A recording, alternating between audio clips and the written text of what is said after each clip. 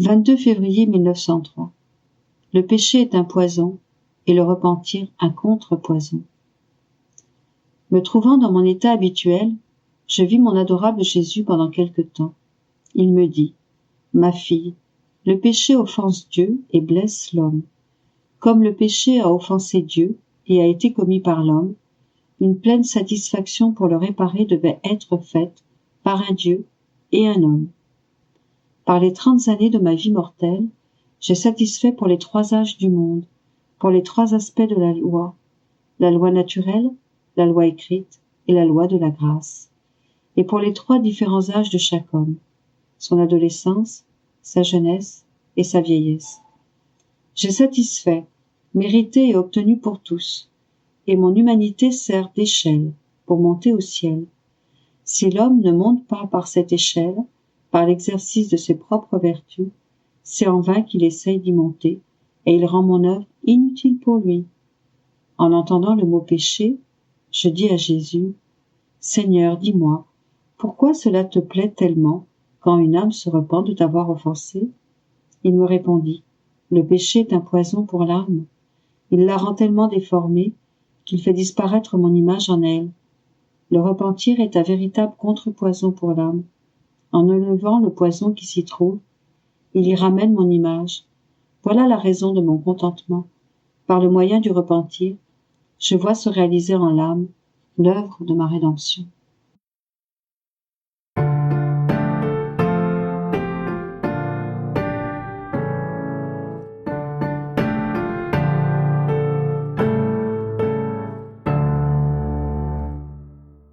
« 22 février 1904. Le grand cadeau d'une âme victime. Ce matin, me trouvant dans mon état habituel, quand j'ai vu mon Jésus béni, j'ai aussi vu des personnes qui souffraient. Je priais Jésus de les libérer de leur souffrance, même au prix de me faire souffrir à leur place. Jésus me dit : « Si tu veux souffrir, tu peux le faire pendant que tu es victime. Mais après, quand la victime s'en viendra au ciel, ta ville et même les gouvernants verront le vide qui s'ensuivra. Ô combien ils reconnaîtront alors le grand bien que je leur avais donné, en leur donnant une âme victime. »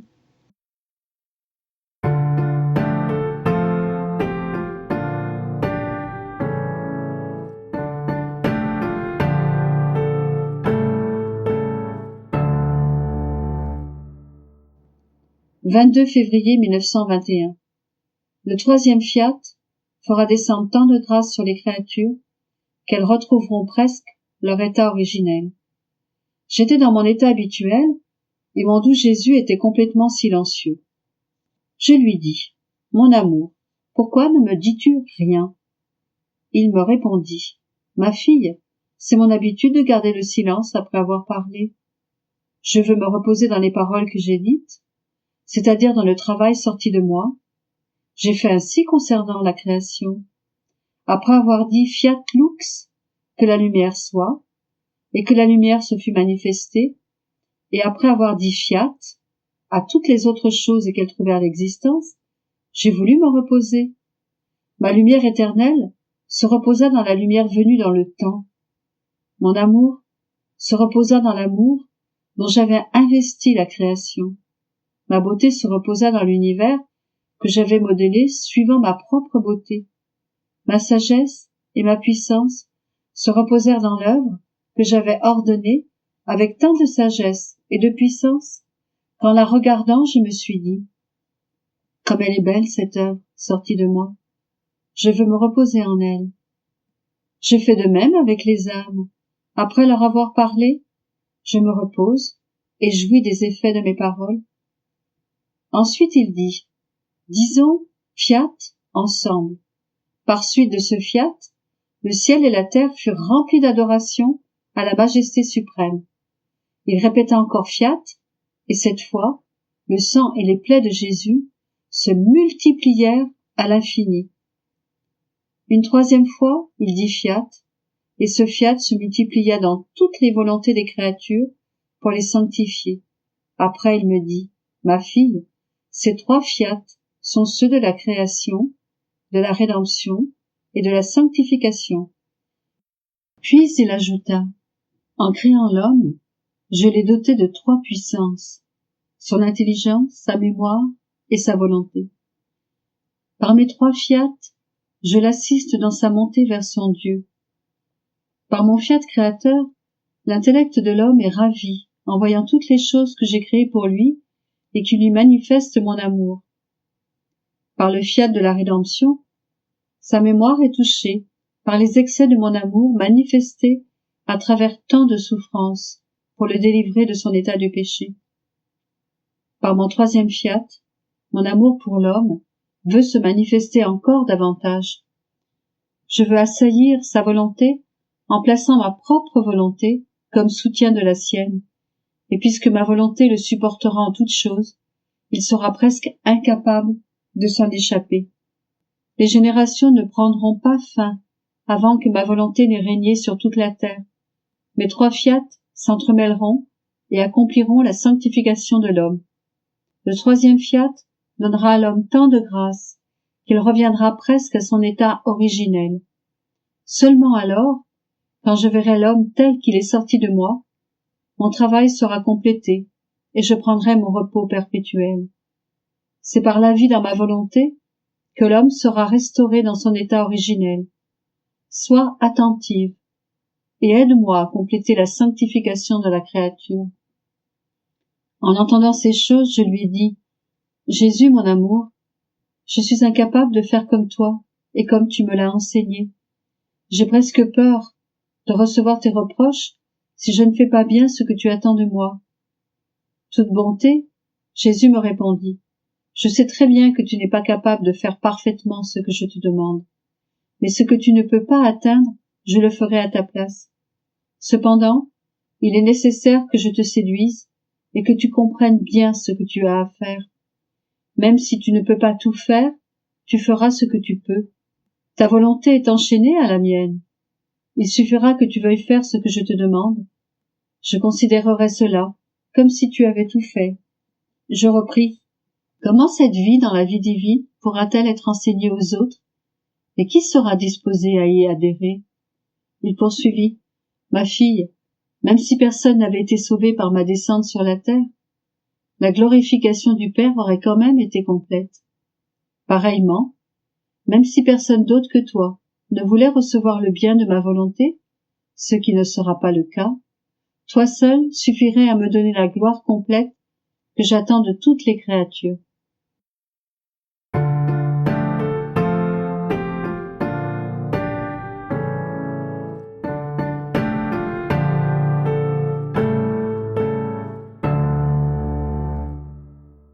« 22 février 1923. Angoisse de Louisa. Celui qui doit monter plus haut doit descendre plus bas. J'étais très troublée à l'idée que mon état pouvait être une grande illusion. Cette pensée me dérangeait profondément et me donnait l'impression d'être pire que les personnes les plus perverses et même que les damnées. Une âme plus perverse que la mienne n'avait jamais existé.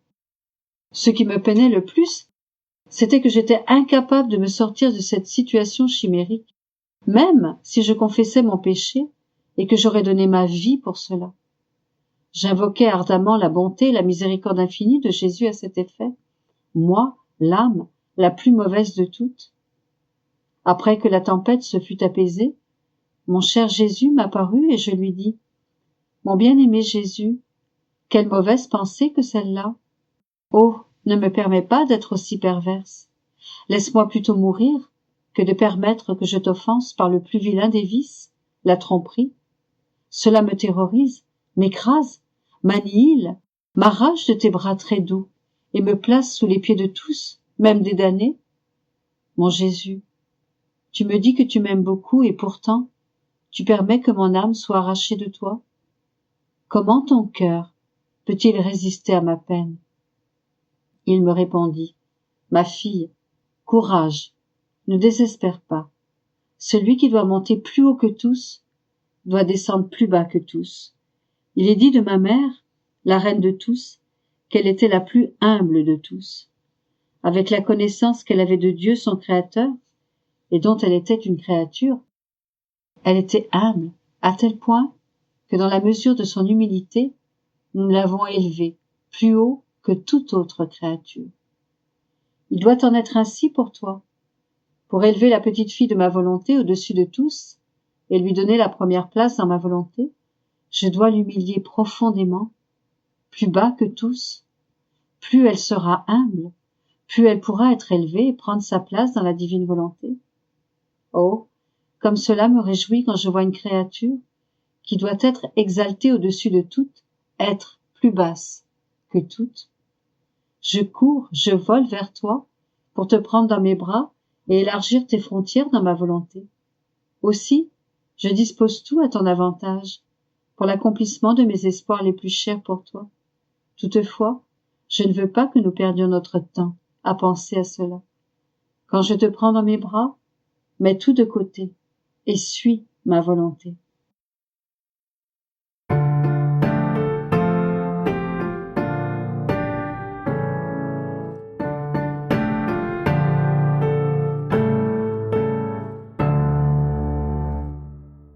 « 22 février 1924.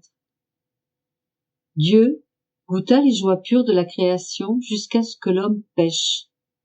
Il goûta ces joies à nouveau lorsque la très sainte Vierge et le Verbe vécurent sur la terre. Il les goûtera de façon continue lorsque les hommes vivront dans la divine volonté. Dans ce but, il a choisi Louisa comme la première et le modèle, déposant en elle la loi céleste de sa volonté. Je pensais à ce que j'ai écrit plus haut et je me disais, comment est-ce possible que le Seigneur béni, après tant de siècles, n'ait pas goûté les joies pures de la création et qu'il attende que s'instaure sur la terre la vie dans la divine volonté pour connaître de nouveau ces joies et la gloire correspondante, quand sera atteint le but pour lequel tout a été créé. Pendant que je pensais à cela et à d'autres choses, mon doux Jésus se montra en moi, et à travers une lumière qu'il envoyait dans mon intellect, il me dit, « Ma fille, les joies pures de la création, mes plaisirs innocents avec les créatures, je les ai goûtés, mais par intervalles, pas de façon continue.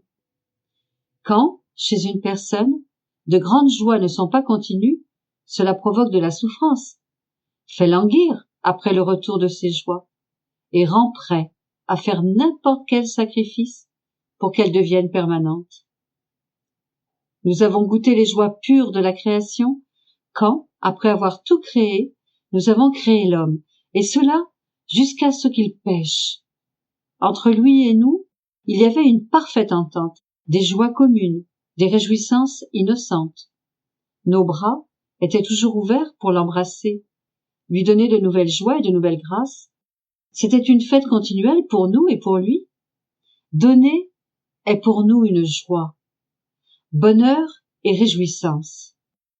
Mais quand, en péchant, l'homme rompit l'union de sa volonté avec la nôtre, ces joies cessèrent, car la plénitude de notre volonté n'était plus en lui, la possibilité de lui donner sans cesse avait disparu. Nous avons goûté de nouveau les joies pures de la création lorsque, après plusieurs siècles, la Vierge Immaculée vit le jour. Vu qu'elle était préservée de l'ombre même du péché, qu'elle possédait la plénitude de notre volonté, et qu'entre sa volonté et la nôtre, il n'existait aucune ombre de division, nos joies et nos réjouissances innocentes nous revinrent. Elle nous ramena tous les festins de la création.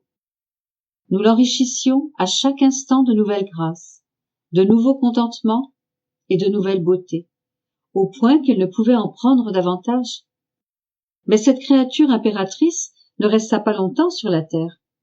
Quand elle passa au ciel, il ne se trouva plus ici-bas de créature perpétuant nos joies de la création. Pendant le séjour sur la terre de ma maman bien-aimée, la divinité, débordante d'amour pour cette créature si sainte, lui donna la fécondité divine et me conçut dans son sein virginal, afin que je puisse accomplir la grande œuvre de la rédemption. Ma vie sur la terre fut pour nous un autre motif de goûter les joies de la création. Si ce n'eût été de cette Vierge merveilleuse, qui vécut une vie si parfaite dans ma volonté, le Verbe éternel ne serait jamais venu sur la terre. pour réaliser la rédemption de l'humanité. Comprends donc que la chose la plus grande, la plus importante, la plus plaisante, et celle qui attire Dieu le plus, c'est la vie dans ma volonté, et que celui qui vit dans cette volonté conquiert Dieu et l'amène à faire des dons si grands qu'ils étonnent le ciel et la terre, dons qui pendant des siècles n'ont pu être faits. Oh, comme mon humanité, qui contenait la vie même de la suprême volonté, en fait, celle-ci était inséparable de moi, apportait à la divinité, d'une façon parfaite, toutes les joies, la gloire, le retour d'amour de toute la création. La divinité était si ravie qu'elle me donna la primauté sur toute chose, ainsi que le droit de juger toutes les créatures. Oh, quel bien ce fut pour les créatures, vu qu'un des leurs, qui les aimait tellement et qui avait souffert afin de les placer en sécurité, devait être leur juge. En voyant en moi la réalisation complète de la création, la divinité, comme si elle renonçait à tous ses droits, me concéda tout droit sur toutes les créatures. Mais quand mon humanité passa au ciel, il n'y avait plus personne sur la terre pour y perpétuer la pleine vie dans la divine volonté, c'est-à-dire quelqu'un qui, élevé au-dessus de tous et de tout dans notre volonté, nous apporte les joies pures de la création et nous laisse continuer nos amusements innocents avec une créature terrestre. Ainsi, nos joies furent interrompues, nos divertissements brisés sur la surface de la terre. En entendant cela, j'ai dit, « Mon Jésus, comment cela est-il possible? C'est vrai que notre maman et ton humanité sont passées au ciel, mais n'as-tu pas emmené les joies avec toi, afin de continuer tes divertissements innocents dans le ciel, avec ton Père céleste? » Jésus me répondit, « Les joies du ciel nous sont propres, et personne ne peut nous les enlever ou les diminuer.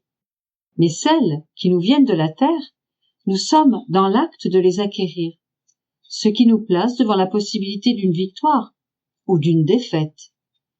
C'est ainsi que se forment les joies de l'acquisition, et s'il y a défaite, des souffrances s'ensuivent.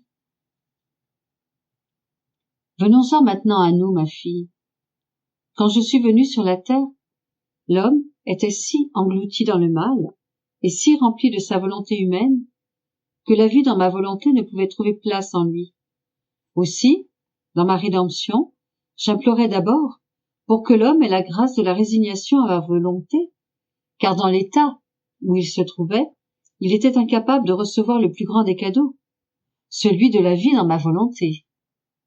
J'implorais ensuite pour lui la plus grande de toutes les grâces, le couronnement et l'accomplissement de toutes les grâces, la grâce de la vie dans ma volonté, afin que nos joies pures de la création et nos amusements innocents reprennent leur cours sur la surface de la terre.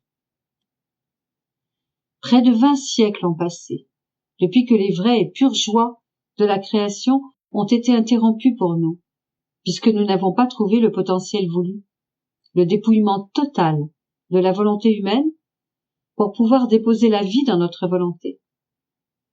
Avant d'arriver à cela, nous devions choisir une créature qui soit toute proche des générations humaines. Si j'avais choisi ma maman comme exemple, les gens se seraient sentis bien distants d'elle et auraient dit « Comment pouvait-elle ne pas vivre dans la divine volonté, puisqu'elle était exempte de toute tâche, même de la tâche originelle ?» Alors, on aurait haussé les épaules et tout mis de côté. Et si j'avais pris mon humanité comme exemple, les gens auraient été encore plus effrayés et auraient dit « Il était Dieu et homme, et puisque la divine volonté était sa propre vie, ce n'est pas surprenant qu'il ait vécu dans la suprême volonté. » Ainsi, pour que cette divine volonté ait vie dans mon Église, je devais descendre plus bas et choisir une créature parmi eux, lui donnant suffisamment de grâce et faisant mon chemin en son âme. Je devais la vider de tout, lui faire comprendre le grand mal de la volonté humaine afin qu'elle l'ait en horreur, au point d'être prête à mourir, plutôt que de faire sa propre volonté. Alors, prenant l'attitude d'un professeur, je lui fis comprendre toute la beauté, le pouvoir les effets et la valeur de la vie dans mon éternelle volonté, ainsi que la manière d'y vivre. J'ai déposé en elle la loi de ma volonté. J'ai agi comme dans une seconde rédemption, dans laquelle j'ai établi un évangile, des sacrements et des enseignements comme départ, afin de pouvoir effectuer cette rédemption. Si je n'avais rien placé comme fondation, à quoi les créatures auraient-elles pu s'accrocher? Comment savoir ce qu'il fallait faire? C'est ainsi que j'ai fait avec toi. Combien d'enseignements ne t'ai-je pas donné? Combien de fois ne t'ai-je pas conduite par la main dans des envols, dans ma volonté? Et toi, planant au-dessus de toute la création, tu apportais ces pures joies aux pieds de la divinité, et nous nous amusions avec toi. Parce que nous avons choisi une créature apparemment non différente des autres, ces dernières prendront courage, et, voyant les enseignements, la voie et le grand bien que comporte la vie dans ma volonté, elles se mettront à la tâche. Alors, les pures joies de la création et nos divertissements innocents ne seront plus interrompus sur la surface de la terre. Et même, s'il n'y avait qu'une personne à chaque génération qui vive dans notre volonté, ce serait toujours fête pour nous. Quand il y a fête, il y a toujours plus de manifestations et on donne plus généreusement. Oh, que de bien ces personnes obtiendront pour la terre pendant que leur Créateur se délectera dans ces domaines. Donc, ma chère fille, sois attentive à mes enseignements, car tout revient à me laisser former une loi, non pas une loi terrestre, mais une loi céleste, non pas une loi de simple sainteté, mais une loi divine, qui ne permettra plus de distinguer les citoyens terrestres de ceux du ciel, une loi d'amour, qui détruisant tout ce qui pourrait empêcher un tant soit peu l'union des créatures avec leur Créateur, permettra le partage de tous les biens de ma volonté avec les créatures, enlevant d'elles toutes les faiblesses et les misères découlant du péché originel. La loi de ma volonté mettra dans les âmes tellement de force qu'elle sera pour elles un doux enchantement et plongera dans le sommeil les faiblesses de leur nature en les remplaçant par les doux enchantements des biens divins. Rappelle-toi toutes les fois que tu m'as vu écrire au fond de ton âme. C'était la nouvelle loi de la vie dans ma volonté. En premier, je prenais plaisir en l'écrivant pour augmenter ta capacité. Puis, j'ai pris l'attitude d'un enseignant pour te l'expliquer. Combien de fois ne m'as-tu pas vu taciturne et pensif dans la profondeur de ton âme? C'était le grand art de ma volonté que je formais en toi. Et toi, ne me voyant pas parler, tu te plaignais que je ne t'aimais plus. Ah, c'était précisément à ce moment que, se déversant en toi, ma volonté augmentait tes capacités, te confirmait en elle et t'aimait le plus. Donc, n'examine rien de ce que je fais en toi, mais demeure paisible, toujours dans ma volonté.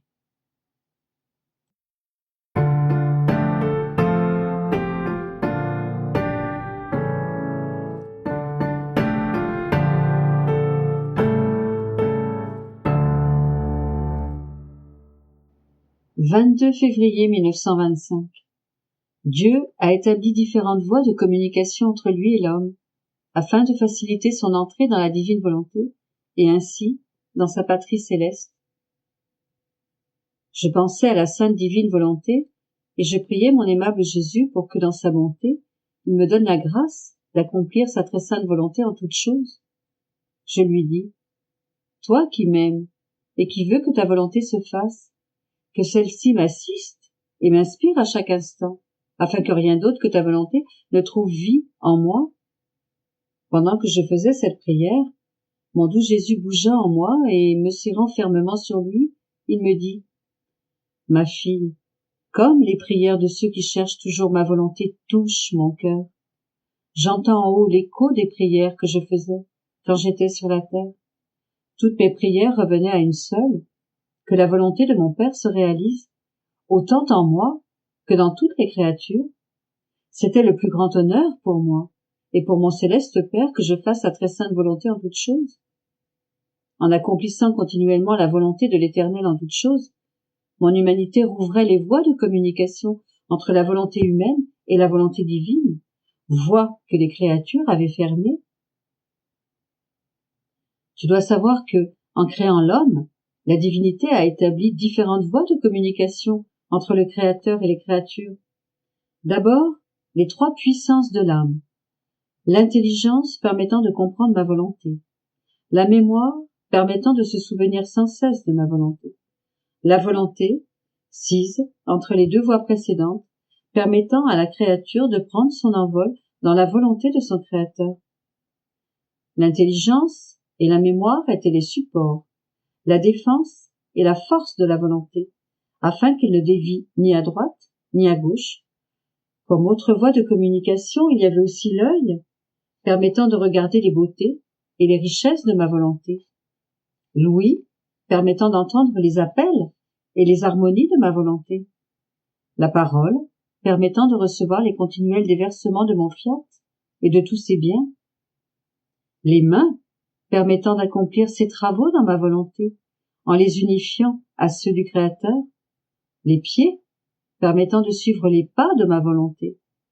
Le cœur, les désirs et les affections, afin d'être rempli de l'amour de ma volonté et de se reposer en elle. Vois donc combien il y a de voies dans la créature qui lui permettent d'entrer dans ma volonté si elle le veut.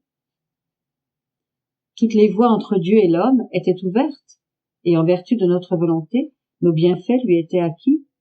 Tout cela, simplement parce que l'homme était notre fils et notre image, une œuvre issue de nos mains et du souffle ardent de notre sein.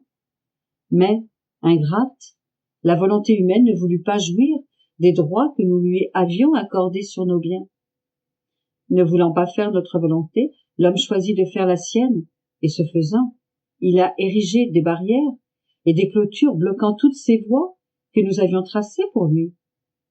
S'étant coupé de notre volonté, l'homme s'est enfermé à l'intérieur du cercle misérable de sa volonté, dans l'exil de ses passions et de ses faiblesses, sous un ciel ténébreux plein de tempêtes et de tonnerres. Pauvre enfant, submergé de tant de maux voulus par lui, chaque acte réalisé par la volonté humaine est une barrière dressée devant la mienne, une clôture empêchant l'union de nos volontés. Ainsi, la circulation des biens entre le ciel et la terre est interrompue. Pleine de compassion et d'amour sans limite pour l'homme, mon humanité n'a cessé d'accomplir en tout la volonté de mon Père, gardant ainsi ouverts les voies de communication entre lui et nous. Elle n'a cessé d'intercéder pour que soient enlevées les barrières et démolies les clôtures que la volonté humaine avait érigées. Ainsi, ont été rétablies les voies de communication pour quiconque veut venir dans ma volonté, de même que les droits que nous avions donnés à l'homme quand nous l'avons créé. Ces voies de communication sont nécessaires pour faciliter le voyage, afin que l'homme puisse fréquemment effectuer des petites visites dans sa patrie céleste. Et voyant comme cette patrie est belle, et combien sont heureux ceux qui y vivent, il en vient à l'aimer beaucoup, et à aspirer ardemment à en prendre possession. Cela l'amène aussi à vivre détaché de l'exil terrestre. Ces voies étaient nécessaires pour amener l'homme à s'élever fréquemment vers sa véritable patrie, afin de la connaître et de l'aimer. Un signe que l'âme est dans ses voies, et qu'elle aime sa céleste patrie, c'est que se plaçant sur les chemins de notre volonté, elle fait ses petites visites. C'est aussi un signe pour toi. Ne te souviens-tu pas des nombreuses fois où tu as pris le chemin du ciel et pénétré dans les régions célestes, puis, une fois complétée ta brève visite, tu es revenu vers ton exil, comme t'y invitait ma volonté? Ô combien l'exil te semblait laid et insupportable, à cause de ton amour pour la patrie céleste? Cet amour de la patrie céleste et l'amertume de vivre en exil étaient des bons signes que la patrie céleste est à toi. C'est comme avec les choses de ce bas monde. Si quelqu'un possède une grande propriété, il se fait un chemin pour la visiter fréquemment, en jouir et prendre les biens qui s'y trouvent. À cause de ces visites, il l'aime et la porte dans son cœur. Par contre, s'il ne s'est pas fait un chemin Il ne visite jamais sa propriété, parce que sans chemin d'accès, elle est presque inaccessible. Il n'en parle jamais. Cela est un signe qu'il ne l'aime pas, et qu'il méprise ses propres biens. Et même, s'il pourrait être riche, à cause de sa mauvaise volonté, il est un pauvre, qui vit dans la misère la plus profonde. Voilà pourquoi, en créant l'homme, ma sagesse a voulu former des voies entre lui et moi, afin de lui faciliter l'accès à la sainteté, la communication de nos biens et son entrée dans la patrie céleste.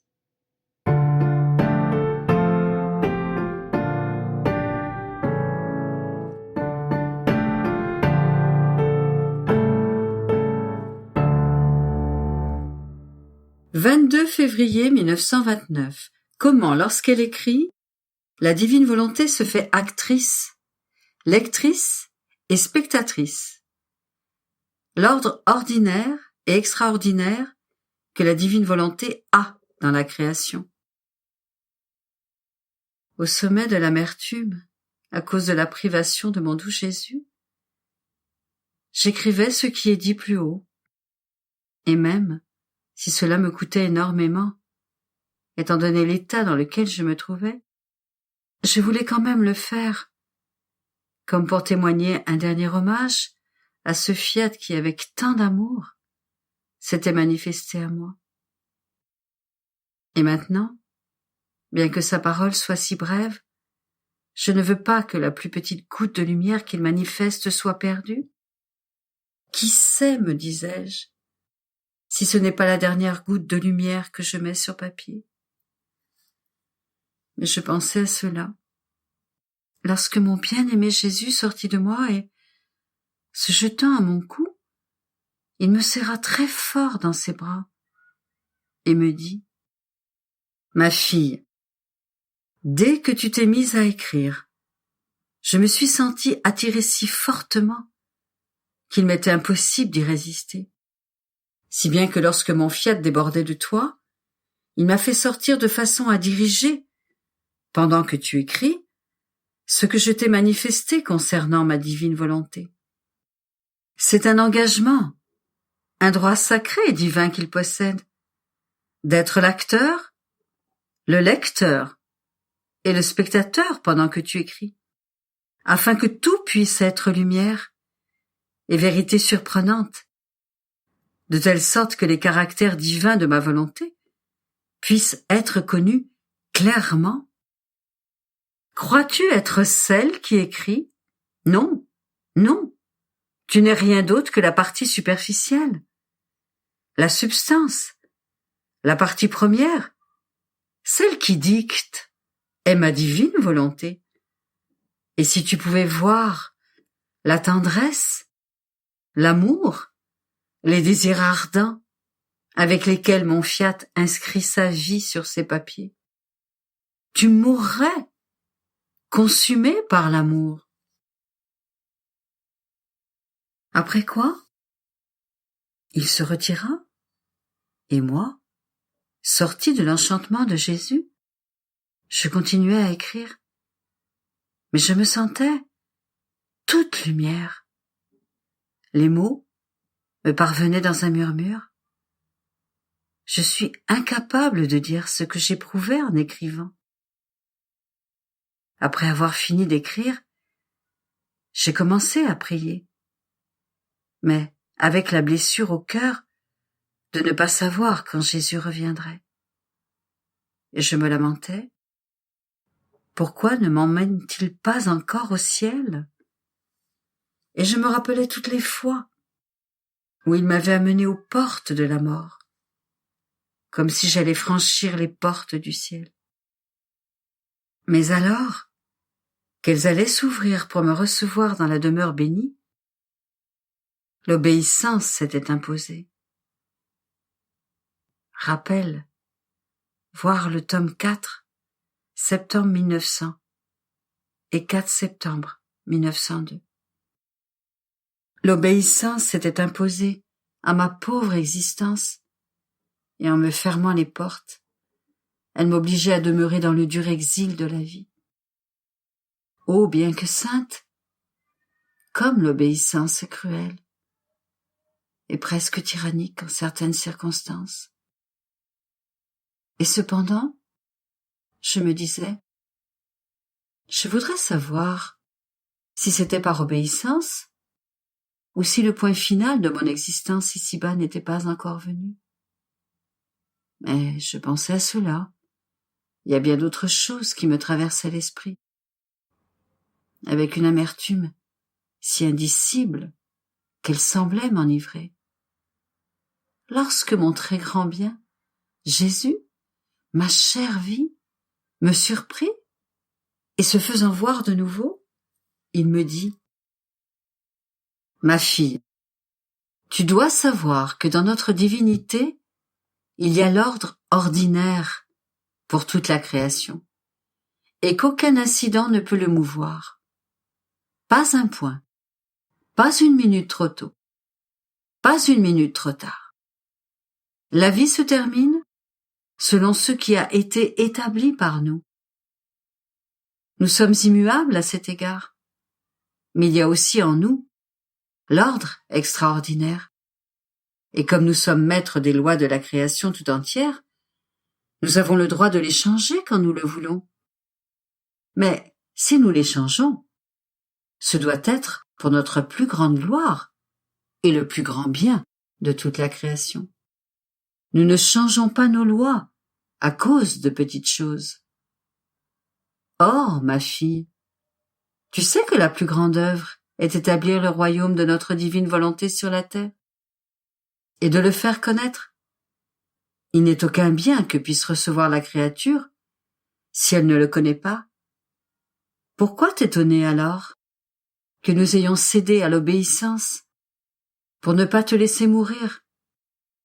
D'autant plus qu'en raison de ton lien avec mon divin fiat, tu entres dans l'ordre extraordinaire. Et comme chaque connaissance sur ma divine volonté représente de nombreuses vies divines sorties de notre sein, le sacrifice de ta vie était nécessaire pour les recevoir, ainsi que la privation même du ciel, d'où t'as arraché l'obéissance. De plus, étant donné que ma divine volonté, ses connaissances, son règne, sont non seulement le plus grand bien pour la terre, mais la gloire complète pour le ciel tout entier. C'est tout le ciel qui me priait de céder aux prières de celles qui te commandaient. Et moi, eut égard à ma volonté, alors que je t'ouvrais les portes, j'ai cédé à leurs prières. Crois-tu que je ne connaisse pas ton grand sacrifice? Ton continuel martyre d'être séparé de la patrie céleste? Et uniquement pour accomplir ma volonté en celle à travers qui ma volonté t'était commandée? En fait, ce sacrifice m'a arraché les nombreuses vies des connaissances de mon fiat. Et puis, il fallait une âme qui connaisse le ciel et sache comment ma divine volonté est accomplie dans la demeure céleste, afin que ma volonté puisse lui confier ses secrets, son histoire, sa vie, et en les appréciant, cette âme en ferait sa propre vie et serait prête à donner sa vie pour que les autres puissent connaître un bien si grand. Jésus garda le silence, et moi, dans la souffrance, je me lamentais et reprochais à Jésus de ne pas vouloir m'amener au ciel. Et lui, « Courage, ma fille, les écrits sur ma divine volonté seront bientôt terminés. Mon silence même te dit que je suis sur le point d'achever les grandes manifestations de l'évangile du royaume de la divine volonté. C'est ce que j'ai fait dans le royaume de la rédemption. Durant les derniers jours de ma vie, je n'ai rien ajouté. Au contraire, je me suis caché. Et si j'ai dit quelque chose, c'était une répétition, afin de confirmer ce que j'avais déjà annoncé. Car ce que j'avais dit était suffisant pour recevoir les bienfaits de la rédemption. Et c'était à eux d'en profiter. Il en sera ainsi pour le royaume de ma divine volonté. Lorsque j'aurai tout dit, et que rien ne manquera pour être capable de recevoir le bienfait de la connaître, et de pouvoir posséder tous ces biens, je n'aurai alors plus aucun intérêt à te garder sur terre. Et ce sera à eux d'en profiter. «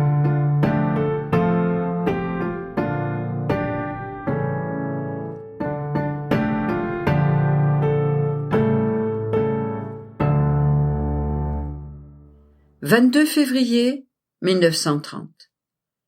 Quiconque vit dans la divine volonté est entouré de divine immutabilité.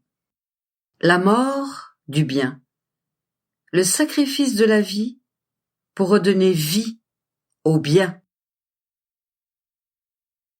Je suis toujours la proie de ce divin fiat qui sait comment conquérir avec force et douceur. Par sa douceur, il m'attire de façon irrésistible. Par sa force, il me gagne de telle sorte qu'il peut faire de moi ce qu'il veut.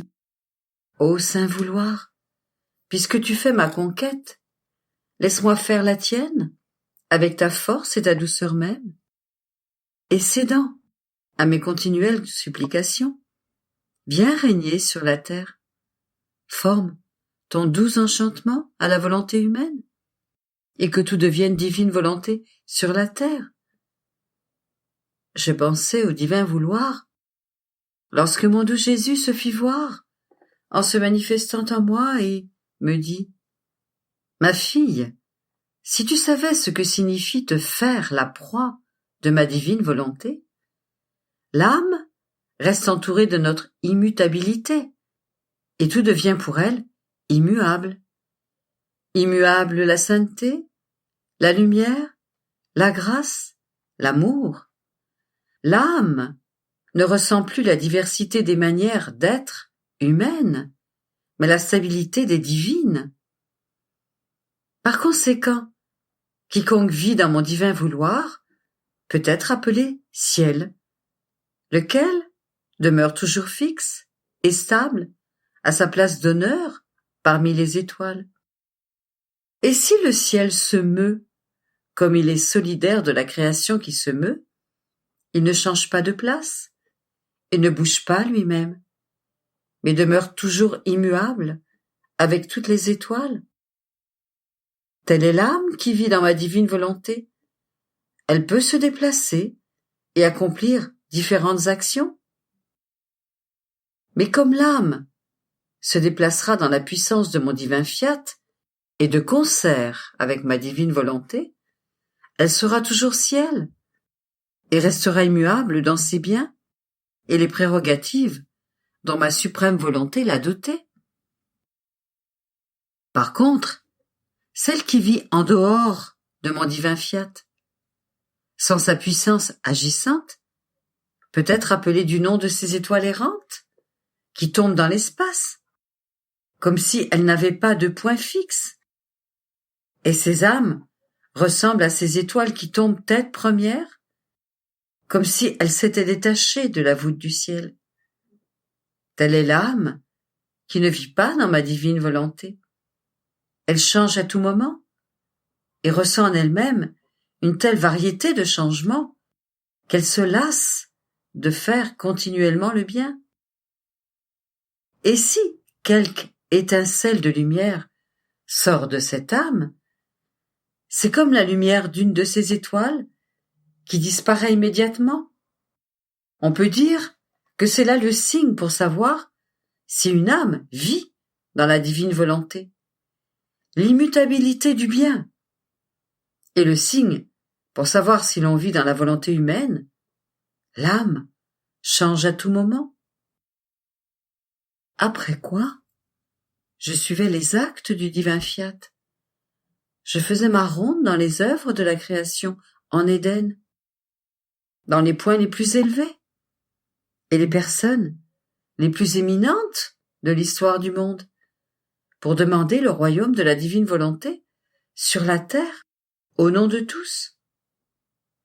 Mon doux Jésus, se manifestant en moi, me dit: Ma fille, en se retirant de ma divine volonté, l'homme donna la mort au bienfait que mon divin fiat aurait fait surgir en lui, si mon fiat n'avait pas été rejeté.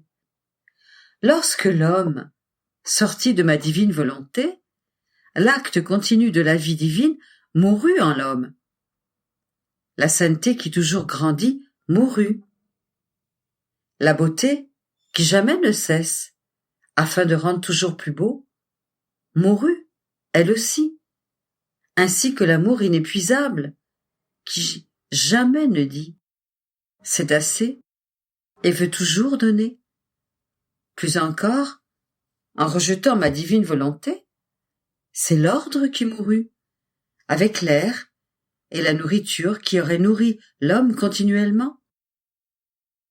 Tu vois donc combien de bienfaits divins l'homme a fait mourir en lui, par son retrait de ma divine volonté? Or, là où il y a eu mort du bien, il faut le sacrifice de la vie pour faire renaître ce bien. C'est pourquoi, lorsque j'ai voulu renouveler le monde et donner un bien aux créatures, j'ai demandé avec justice et sagesse le sacrifice de la vie, comme j'ai demandé à Abraham qu'il me sacrifie son fils unique, ce qu'il a fait, et c'est moi qui l'en ai empêché. Dans ce sacrifice qui coûtait à Abraham plus que sa propre vie, s'élevait la nouvelle génération d'où devait descendre le divin libérateur et rédempteur, qui allait faire renaître le bien dans la créature. Avec le passage du temps, j'ai permis à Jacob le sacrifice et la grande douleur de la mort de son fils bien-aimé Joseph. Même si Joseph n'était pas mort, il l'était en réalité pour Jacob. C'était le nouvel appel qui s'élevait à nouveau dans ce sacrifice. Le libérateur céleste demandait que renaisse le bien perdu. C'était aussi la même chose pour ma venue sur terre. Je voulais mourir. Avec le sacrifice de ma mort, j'appelais la renaissance de toutes ces vies et du bien que la créature avait fait mourir. Et je voulais ressusciter pour confirmer la vie du bien et la résurrection de la famille humaine. Quelle grande offense que de faire mourir le bien, si grande que le sacrifice d'autres vies est nécessaire pour le faire renaître. Or, avec ma rédemption et le sacrifice de ma mort, comme la divine volonté ne régnait pas dans la créature, tout le bien n'était pas ressuscité dans la créature. Ma divine volonté est réprimée et ne peut pas développer la sainteté qu'elle veut. Le bien souffre de façon intermittente. Tantôt il revit, tantôt il meurt. Et mon fiat reste avec la souffrance continuelle de ne pas pouvoir faire renaître dans la créature tout le bien qu'il voudrait. C'est pourquoi je suis resté dans la petite hostie sacramentelle, partie du ciel, mais resté sur terre, parmi les créatures, afin de naître, de vivre et de mourir, quoique de façon mystique, pour que tout le bien puisse renaître dans les créatures. Ce bien que l'homme avait rejeté en se retirant de ma divine volonté, et uni à mon sacrifice, j'ai demandé le sacrifice de ta vie, pour que renaisse le royaume de ma divine volonté parmi les générations humaines. Et dans chaque tabernacle, je suis en éveil pour accomplir l'œuvre de la rédemption, et le fiat voluntas tua, sicut in cielo et in terra, me satisfaisant de mon propre sacrifice et de ma mort en chaque hostie, afin de faire se lever à nouveau le soleil de mon divin fiat et l'ère nouvelle de son triomphe complet. En quittant la terre, j'ai dit, je vais au ciel et je reste sur terre dans le sacrement. Je me contenterai d'attendre des siècles. Je sais que cela me coûtera beaucoup. Les offenses inouïes ne me manqueront pas, plus encore peut-être que durant ma passion. Mais je m'armerai de patience divine, et de cette petite hostie, j'accomplirai l'œuvre, je ferai régner mon vouloir dans les cœurs, et je continuerai à rester parmi les créatures, pour jouir des fruits de tous les sacrifices que j'ai subis. Par conséquent, sois unis avec moi au sacrifice pour une cause si sainte et pour le juste triomphe de ma volonté qui va régner et dominer